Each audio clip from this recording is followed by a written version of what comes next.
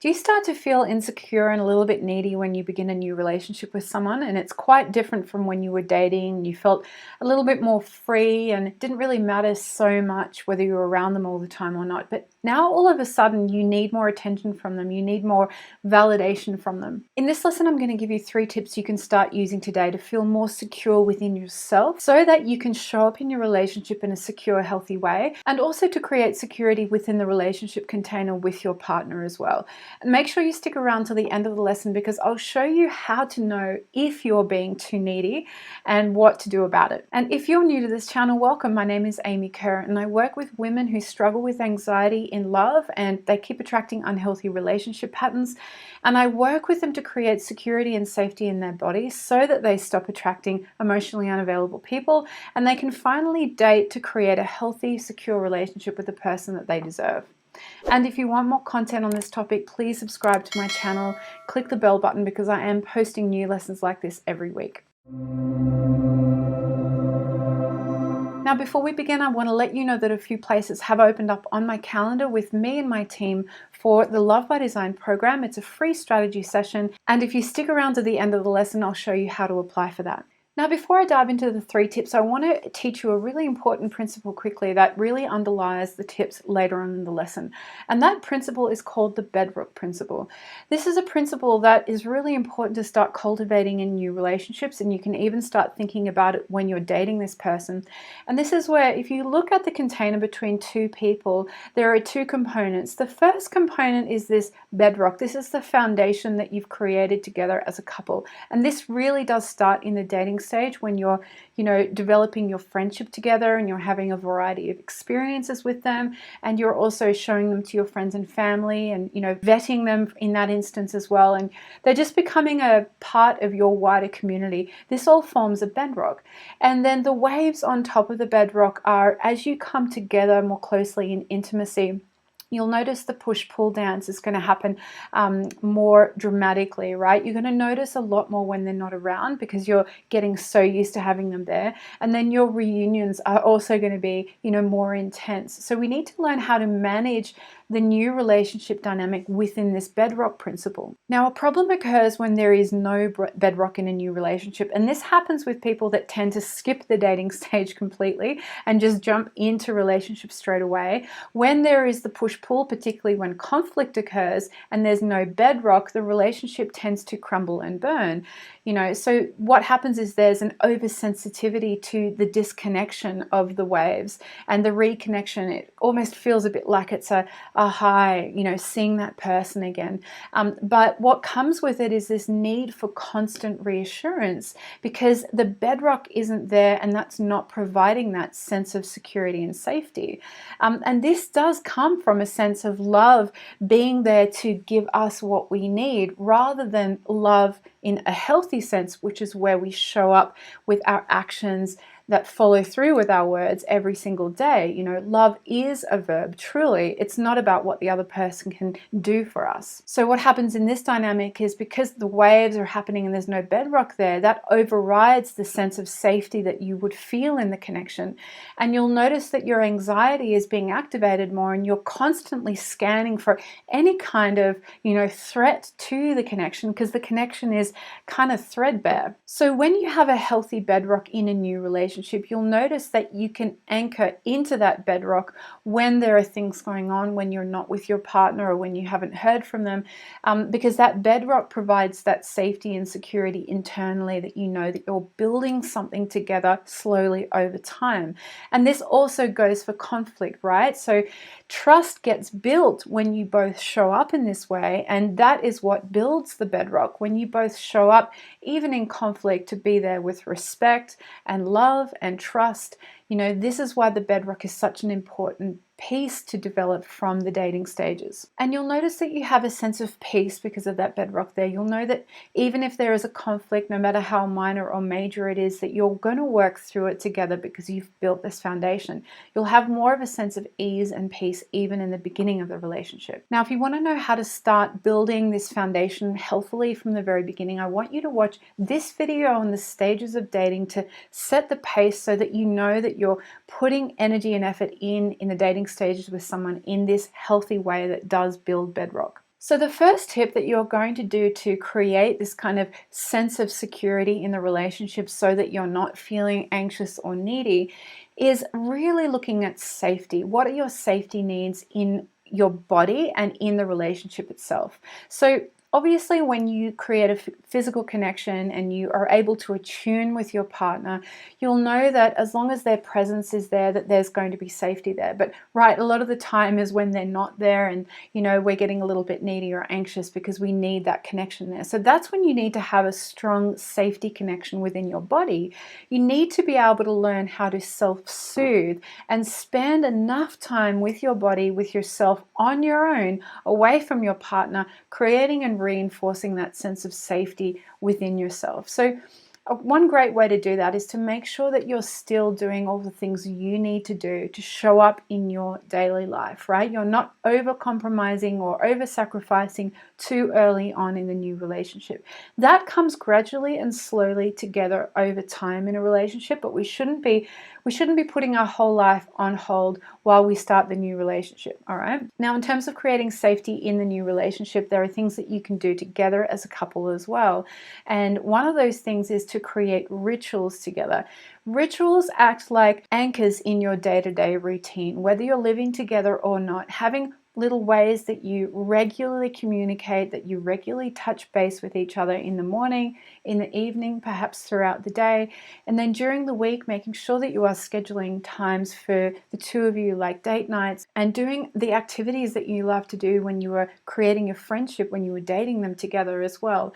Don't launch straight into this totally new routine as a couple that just doesn't have any of those beautiful aspects of the dating scene as well, because that really creates a sense of wholeness and safety in your relationship with your new partner, and it shows that you're trying to continue that sense of beautiful intimacy and spark that was so apparent at the beginning. The second thing you need to make sure you're doing as a couple and with yourself as well is to make sure you've got regular communication at the start of a new relationship. Too often we can rely on unconscious habits at this point, and you might even notice you get back into relationship habits that you had with previous partners, and this can be really damaging because, of course, when conflict comes up, that's when we revert to old behaviors. So we want to be in this constant communicative flow within ourselves and in our partner, in that container about what's happening, how you're feeling, and really err on the side of over communicating these things. And I'm particularly talking about your needs and any preferences that you might have, and really asking and holding space for them to show you what their needs are as well and their preferences, and also what your capacity is in that moment too. Because you're just getting to know each other on a new level, right? And it's really important that you both show up in wholeness and with healthy, loving boundaries that shows each other what you can and can't do, what your capacity is in that moment. And this might look like your love language as a start. Let each other know what it is and how it is you like to be touched or spoken to or provided for in a way that really lands for you, that makes you feel really loved. And be very active about getting to know their world rather than projecting onto them what you think they need. And that's normally based on what our love language is.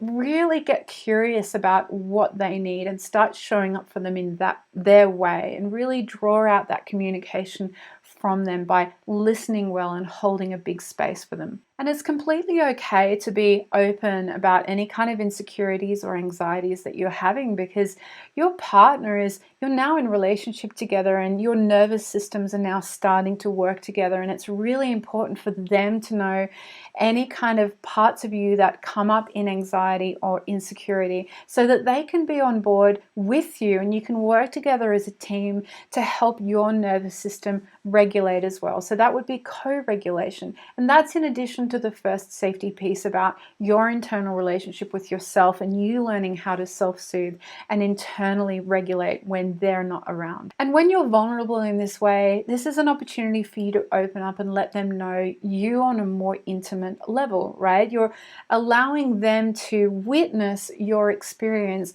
whatever that might be. And, in a safe, healthy relationship, two partners are allowing each other to open up in this way without judgment, that builds trust. But it's important to also make sure that you're not oversharing or dumping or, kind of putting on to them something that they should be responsible for. We're taking responsibility for our wholeness in the way that we're aware of what's going on with ourselves, and we're setting healthy boundaries around that in knowing what we need to work through and what we need to then share with the other partner that they can choose to help with or not, because that partner is not always going to be able to meet our needs, which is why knowing what our needs are and being able to meet them is equally as important in new relationship. But this communication piece really comes down to how well you know yourself. The deeper you know yourself, the deeper you're going to be able to know the other person and hold space for them as well. So talk to them as you develop your relationship and the trust together. Talk to them about your internal experiences, what core wounds that play out, what are your patterns, and how you're trying to figure out sometimes whether what you're presently experiencing as a pain, is it actually valid, or is it actually your past that's being projected onto what the container is. Be as open as you can be with your partner, and don't assume or presume to hide anything from them, because any kind of hiding, even to protect them and to keep them safe, is actually eroding trust, healthy trust and healthy intimacy in a relationship. The third really essential thing you need to do in this container and within yourself is to make sure you repair with your partner consistently, and that they're also repairing with you. And what I mean by this is, if you have any kind of disagreement or you have any kind of a rupture, it could be minor where you both can't decide what type of takeout to get, or it could be a significant conflict. These kinds of ruptures are going to have an effect on your nervous systems together. And if they aren't repaired, as in if you don't come back together and reconnect and spend that time, repairing, those ruptures can build, they can build into resentment. So a repair might look like physical closeness. If there's any kind of disagreement, just come back in and have a hug with them. Just take a few breaths with them, co-regulate, and let yourselves attune back into each other's internal state, so that you both know at a deep level you both care about the other person's feelings. And it's really important to let the ego go at this point, right? We can get the sense that we're right and they're wrong and they should realize it, but all of that kind of egoic behavior of shoulds really gets in the way of this beautiful, safe container that you can build into intimacy and trust in. There is no room for ego when you're creating healthy, secure love. And another thing that ego tends to, get in the way around this is this sense of separation. Separation can significantly erode the bedrock that I talked about at the start of this video. Rather than coming from this point of view where I'm right and they should see my point of view, you really want to put your ego aside and work really hard to understand where they're coming from. And ideally that happens in return with you, so you both can feel really understood. But what often needs to happen in a situation like this is someone needs to take the lead, and chances are you're watching this video right now, you're the one to do it. Lead the way. Let down your weapons, let down your ego, and really step up and listen to their point of view, where they're coming from. It's going to make perfect sense when you take the time to really understand what their experience is. And this comes back to them also opening up about their own internal experience and what wounds they have and how that plays out. Again, the deeper they know themselves, the deeper they can show up for you. And this is an opportunity then for you to meet them there. So particularly in conflict, this skill is going to be absolutely essential. Now, I've talked quite a bit about needs, and a lot of my clients ask me, how do I know when I'm being too needy in a new relationship? And there's this saying out there that is, you're only as needy as your unmet needs. And that is 100% correct. It's about knowing and discerning what needs need to be met by me. At what stage of the relationship is it appropriate to ask for my partner to meet those needs? This is why when we're dating, we need to go slowly when we're connecting with this person on a friendship level, so that we can be sure we're still meeting our own needs. And then as our intimacy develops and we form this new relationship with them, we're still coming from this, history where we have been able to meet our own needs. But if we just automatically project onto them that they now need to meet all of these needs as soon as the relationship starts, that can be problematic because you've only just begun. So as you work together, as you build trust and you build your bedrock and you get used to the waves and you get used to repairing, you'll notice that you'll be able to gradually ask a bit more of your partner to show up and meet your needs, and they'll be asking the same of you to do that in return. But really notice and listen to yourself. Is this something that I would traditionally be able to meet on my own if I was single and if I was dating this person? And is this a pattern of mine to ask too much too soon in a relationship and to perhaps project a whole lot of expectations of what a relationship should look like? I want you to really question where your kind of framework is coming from. And when you do start asking your partner to meet certain needs, whatever they might look like, know that it is totally healthy and okay for your partner to not be able to meet your needs in that moment. So you need to find creative ways to meet them as well. We have this expectation that when we find the one, they're going to meet all of our needs and everything's going to be perfect. But this is a really unrealistic expectation of relationships nowadays, because, you know, traditionally a whole tribe is formed around a relationship and our needs get met from all of these different places. Friends, you know, from your career, from your community, whatever hobbies you have. So it's really important to keep all of those pieces in place as well, and to let the relationship slowly grow and to not expect too much too soon in the relationship. Now, what happens when we get really fuzzy in our mind and think, oh my gosh, our partner should be meeting my need right now, they're not? What's actually happening is deeper down there is an emotion that's coming up and we're in our past. We're in some kind of, you know, old pattern that actually has nothing to do with our present relationship and nothing to do with our partner, and it's got everything to do with us and our past. And that's when it's an opportunity for us to work through whatever wounding that comes up. Now, that's why relationships are beautiful. They're